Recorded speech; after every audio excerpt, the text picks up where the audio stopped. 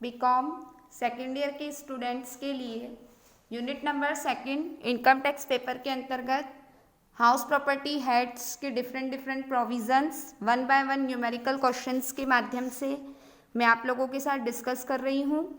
मैं doctor Sneha Babel, assistant professor ABST department government Meera girls college Udaipur.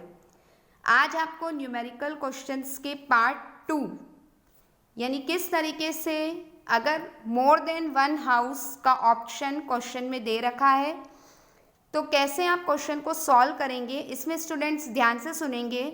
हम दोनों ही ऑप्शन पे चलेंगे, यानी अगर हमारे पास क्वेश्चन में 2 हाउसेस दे रखे हैं तो सबसे पहले फर्स्ट हाउस को लेट आउट मान लें तो सेकेंड हाउस क्या हो जाएगा SOP, यानी इनकम टैक्स ने कहा है कुल मिलाकर के आपका सेल्फ ऑक्यूपाइड पोर्शन जो है वो एक ही हो सकता है, तो सेकेंड हाउस को SOP मान लें। और सेकेंड ऑप्शन में आप फर्स्ट हाउस को यदि SOP मान रहे हैं तो सेकेंड हाउस को क्या कर दीजिए, लेट आउट कर लीजिए। दोनों ही ऑप्शन में से जिस ऑप्शन में असेसी की टोटल इनकम कम आएगी, ध्यान से सुनेंगे स्टूडेंट्स, जिस ऑप्शन में उनकी टोटल इनकम कम आएगी तो वह ऑप्शन क्या करेगा, असेसी अडॉप्ट करेगा। देखें, calculate the taxable income for the assessment year 2021। ध्यान से समझेंगे। असेसी ऑनर है 2 हाउसेस का, म्युनिसिपल वैल्यूएशन 1,80,000 और 90,000 रेस्पेक्टिवली है। Municipal tax 10% which has been paid. Both the houses have been occupied by the assessee for the purpose of his own resident. खुद के रहने के लिए उसने 2 मकान खरीदे, लेकिन इनकम टैक्स ने कहा हम तो किसी एक मकान को ही SOP मानेंगे। कभी वो फर्स्ट में रहता था, कभी सेकंड में, तो किसी एक ही हाउस की इनकम एग्जेम्प्ट होगी।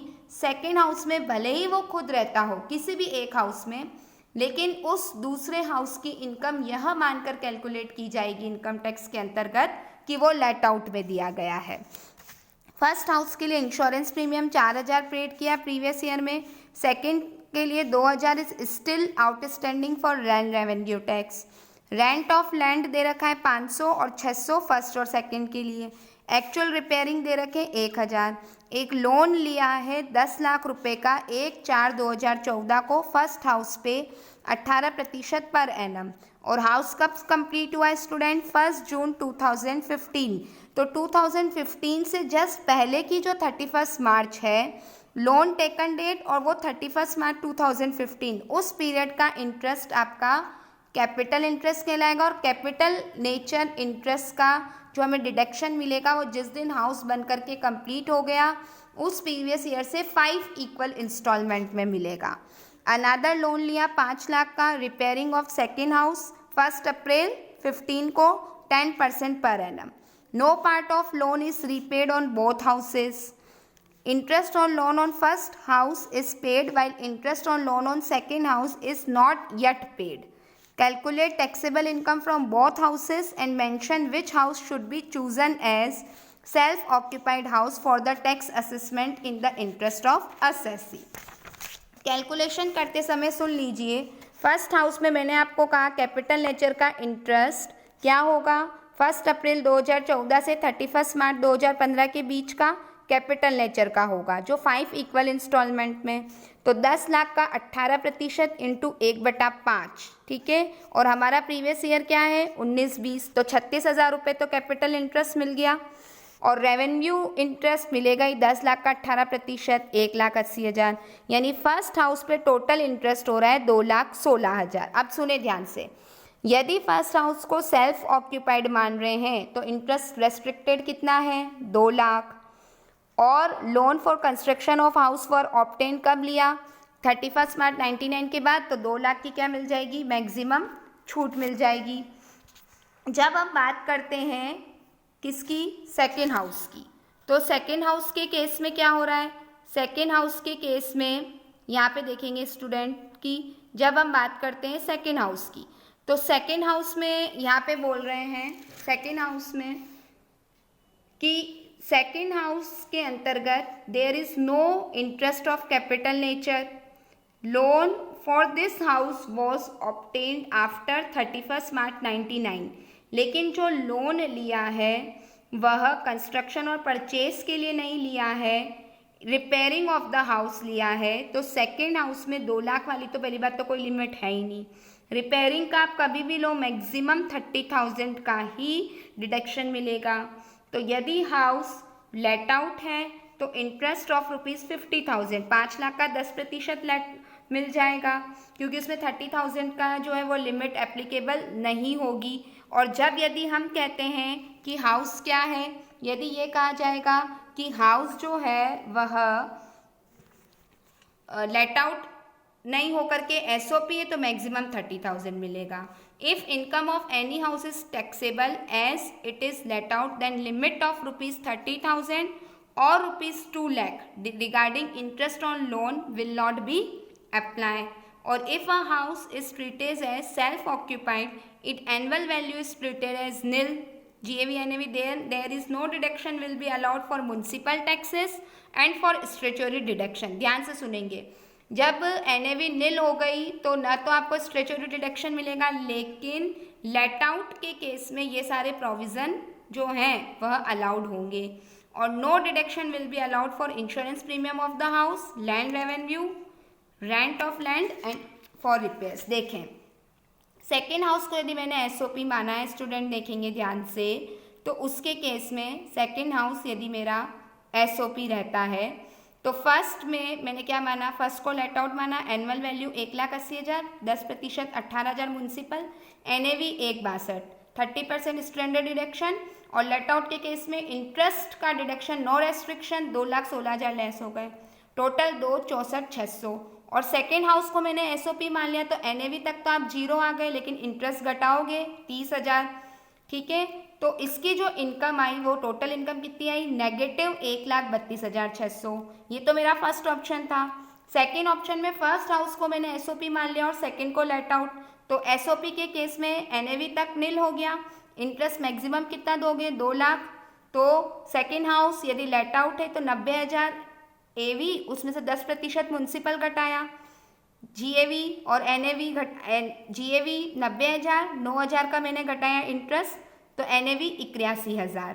अब उसमें 30% का डिडक्शन दे दिया लेट आउट में, और लेट आउट है तो इंटरेस्ट कितना मिलेगा, 50,000। तो यहाँ दोनों को मैंने जोड़ा तो इनकम नेगेटिव 1,93,000।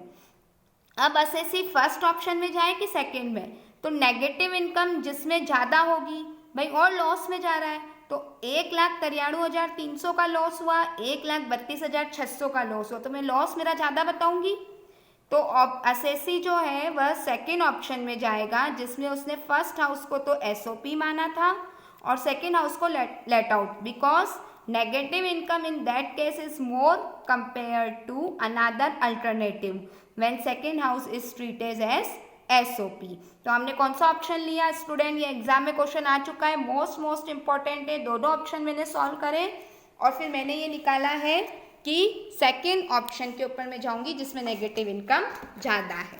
अब स्टूडेंट आइए नेक्स्ट जो है मेरी एक और वन मोर क्वेश्चन। अब आपको दे रखा है श्री मुकेश अजमेर के मकान में 30 जून 19 को बनकर तैयार हुआ, 1 अगस्त 19 से 9,000 रुपये प्रति माह से किराए पे उठा दिया। म्यूनसिपल वैल्यूएशन, फेयर रेंट और मानक किराया दे रखा है, स्टैंडर्ड रेंट, किराएदार द्वारा चुकाए गए नगरपालिका कर भी आपको दे रखे हैं। श्री मुकेश ने इस मकान के निर्माण हेतु क्या करा था, देनदारों से कितना लिया है, देना बैंक से 1 अक्टूबर 2016 को 1 अक्टूबर 2016 को उन्होंने लिया है, 1 लाख रुपए का ऋण लिया था, जिस पर 10% प्रति वर्ष ब्याज की दर से ब्याज दे। अभी तक ऋण का पुनर्भुगतान नहीं किया गया। किराएदार ने 31 मार्च 2020 को मकान खाली कर दिया, परंतु उससे मार्च महीने का किराया वसूल नहीं हो सका। कर निर्धारण वर्ष 2021 के लिए श्री मुकेश की मकान संपत्ति से कर योग्य आय की गणना कीजिए। क्या फ़र्क पड़ेगा यदि मकान को 9,000 रुपये के स्थान पर 12,000 रुपये प्रति माह के किराए पर उठाया जाए। तो स्टूडेंट्स जब अपन इस क्वेश्चन का सॉल्यूशन करेंगे तो ध्यान से देखिए, इसके अंतर्गत आप ये देखिए, सबसे पहले gross annual value let out 9,000 per month और 12,000 per month, municipal valuation, fair rent whichever is higher but restricted to standard rent, फिर एक्चुअल रेंट रिसीव्ड और receivable, if the property is let out throughout the relevant year. The step third, the higher amount between first and second taken as base value for GAV.